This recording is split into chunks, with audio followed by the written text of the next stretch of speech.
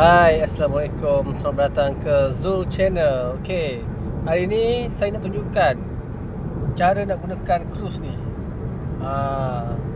Masa memandu kita boleh gunakan cruise. Contohlah kalau kita lenguh kaki ke apa ke, kita boleh gunakan cruise.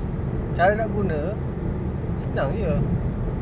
Tekan cruise, lepas tu set. So kita boleh adjust lah kelajuan, tambah, rest ataupun nak tolak. So kita nak tekan butang hold, tekan tambah hold, so kelajuan akan meningkat. So kalau cancel senang je, tekan cancel. So bila tekan cancel, kelajuan akan menurun. Itu sahaja. Dan satu lagi, kalau brake, bila kita tekan brake, dia akan cancel. Sama je macam kita tekan butang cancel.